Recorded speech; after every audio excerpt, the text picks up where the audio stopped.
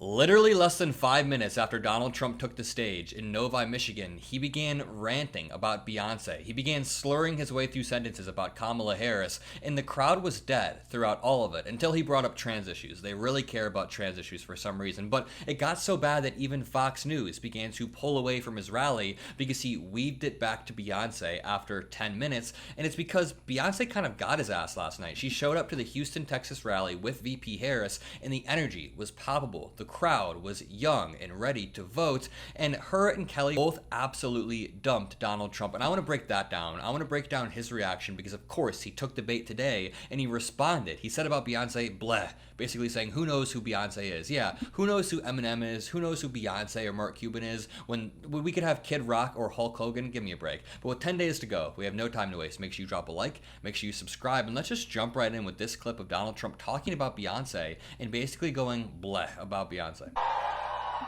You know, last night my opponent had one of these, and they bust in people, but you know, they got Beyonce, and Beyonce, you know, Beyonce, blah. They got Beyonce. So Beyonce went up, spoke for a couple of minutes, and then left, and the place went crazy. They booed the hell out of everybody. They thought she was going to perform. They booed the hell out of everybody. What is he even talking about? And let me go back a few seconds. When he says "beh" about Beyonce, he thinks the crowd is going to erupt, but there's no reaction from the crowd. They got Beyonce. So Beyonce went up, spoke for a couple of minutes, and then left, and the place went crazy. They booed the hell out of everybody. They thought she was going to perform. Now, I would have no interest in that, but they said, and what happened is my opponent got up and started speaking. They booed the hell out of her. It's crazy. So they have to use people to get people to come, and then they send buses. We don't send buses. Everybody comes. We're just going to make America great again. There is not one single clip of people booing Kamala Harris. When Donald Trump says they're sending buses, he means they're shuttling people from the parking lot over to the venue, which happens at Trump rallies too. And on top of that, if Kamala Harris really is leveraging celebrities to get people excited, to mobilize voters, to turn out the vote with 10 days to go, is that really such a bad thing in our democracy, leveraging the tools at your disposal? If it's a winning strategy, I think she should go for it. And on the other end of that, it's better than relying on your fading celebrity status to get you through rally after rally. And then Donald Trump says that he doesn't care about celebrities, but then when Kid Rock endorses him, it is a big deal. When he goes on Rogan's podcast, it's a big deal. He has Elon Musk out there being a surrogate for him, and Elon Musk is basically a celebrity in the MAGA world, so I don't know what he's talking about. And here's a specific moment he says blah about Beyonce, and I'll show you why he's so mad. My opponent had one of these, and they bust in people, but you know, they got Beyonce, and Beyonce, you know, Beyonce, blah. They got Beyonce. Great strategy to appeal to black women, to appeal to women in general who you're already losing with. Why not put down Beyonce right after putting down Taylor Swift? And here's a minute from Beyonce's speech last night where she says, we need to vote. We must get out and vote. We're all a part of something much bigger. You will never hear Donald Trump speak about America in such a nice fashion. We all have a role to play to make this a reality. We're all part of something much bigger. We must vote. And we need you. It's time to sing a new song.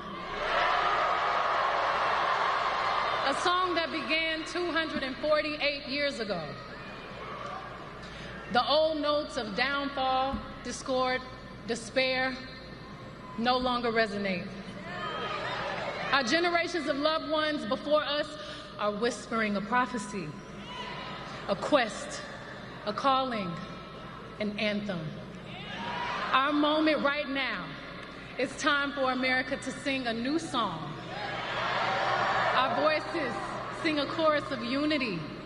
They sing a song of dignity and opportunity. I really like the musical analogies that she's leaning into, and I want to finish this clip in 1 second, but I really quickly want to contrast this with the way that Donald Trump tries to mobilize voters. So Beyonce says in that clip, we must get out and vote. We must be united. Your voice matters. In this clip from today, Donald Trump says the opposite. He's like, we don't even need your vote. We're so far ahead, but you should still get out and vote, but we don't even need it. We're crushing in the polls. I mean, what a weird way to talk. How I got into politics in the first place. But we're going to bring all those plants back. We're going to bring all those jobs back. And I've been saying that for her. She's never said that. But every single thing, and if you have her, it's not going to happen. I don't believe. Look, I'm not supposed to say this, because you got to vote. If you don't vote, otherwise we're doing really well. We're sort of way up. But I'm supposed to say, it's really tight. But you got to vote anyway. You got to vote. Donald Trump insinuates that it's going to be a landslide. He basically implies that it's going to be such a landslide you don't even need to vote, but his advisors are making him say, you need to vote. He's like, they don't like when I say this. They make me say that you need to vote, but we're going to win in a landslide. I can't tell if that's his narcissism or if he's actually trying to trick the crowd and lay the groundwork. Let me show you this quick clip of Kelly Rowland absolutely killing it last night. We are grabbing back the pen.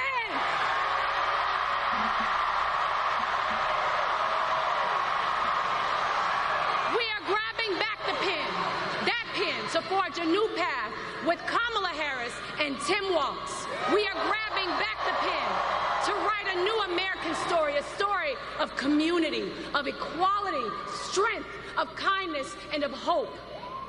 When I was a little girl and I pledged allegiance to the United States of America, that meant something to me. That flag meant something to me. And today, that means grabbing that pen and casting my vote, as I already did 2 days ago, for Kamala Harris and Tim Walz.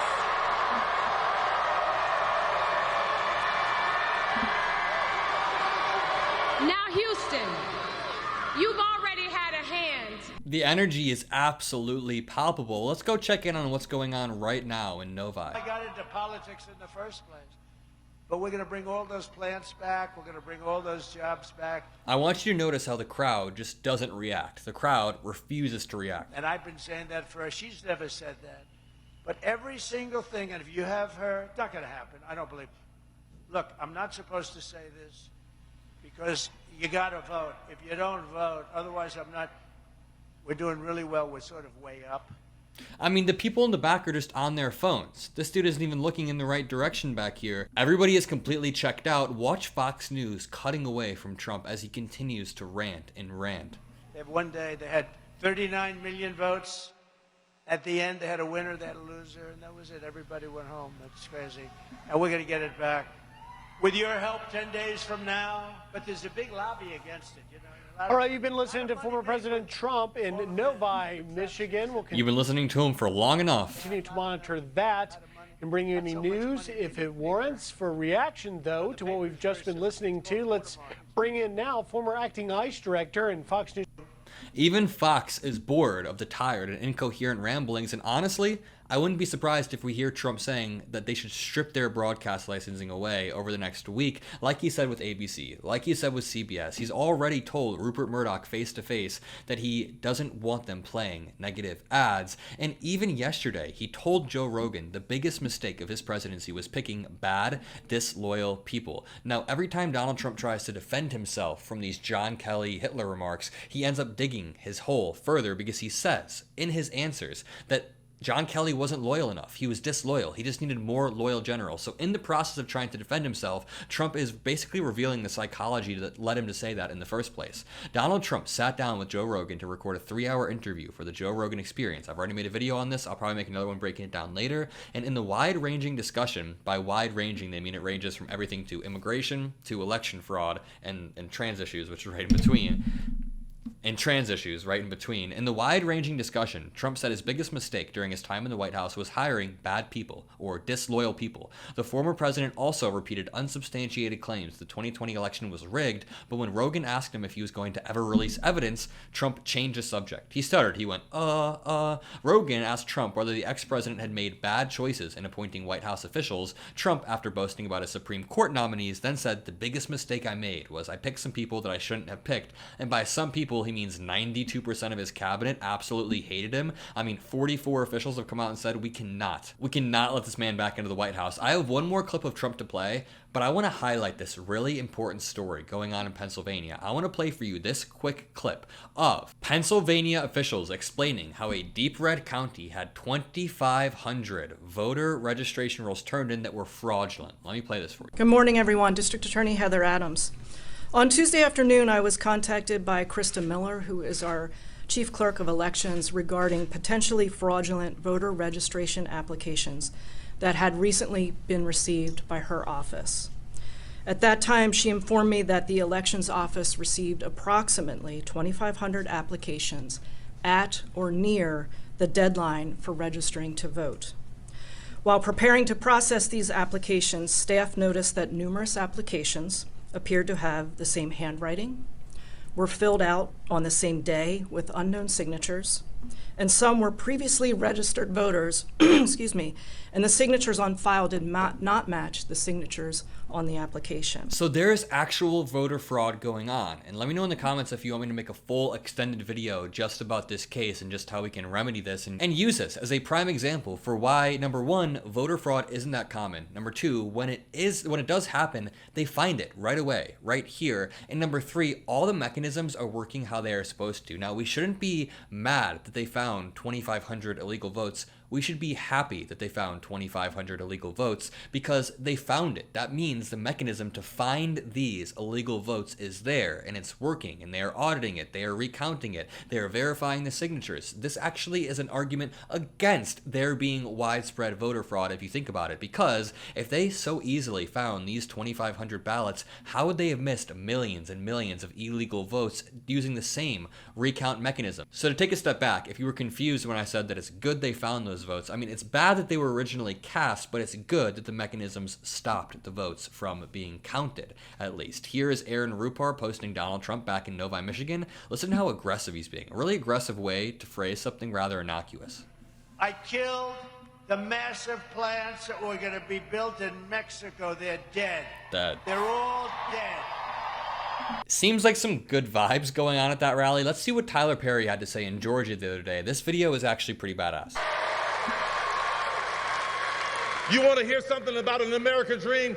Fort McPherson was once a Confederate Army base where there were Confederate soldiers trying to plot and plan on how to keep 3.9 million Negroes enslaved. Now that land is owned by me. Yo, that actually gave me chills. That is an insane, insane come up through America. That is the American dream. That's what people like Trump want to take away. In this clip, he says the press is so evil. The press is so nasty and evil. See, now the camera didn't show that. Me? So for all of you at home, you're going to have to come in and watch in person. Can you imagine? It's so nasty. They're so nasty. They're so evil. They are actually the enemy of the people. They really are. It's so evil. He just said the press is actually the enemy of the people. Actually so evil. Could you imagine a president speaking like this 20 years ago about the press? The press that exists as a guardrail against politicians who are oftentimes corrupt. Here's Trump gaslighting his crowd, saying, isn't it so nice to not have a teleprompter? When he was reading on a teleprompter earlier. He was very clearly reading off a teleprompter earlier. Thought of it while I'm up here. I think of a lot of things when I'm up here that are on this stupid machine. Isn't it nice to have a president that... His voice. God, I gotta end it after that right there. If you guys enjoyed this video, drop a like, hit the subscribe button. Have a great rest of your day, and peace out.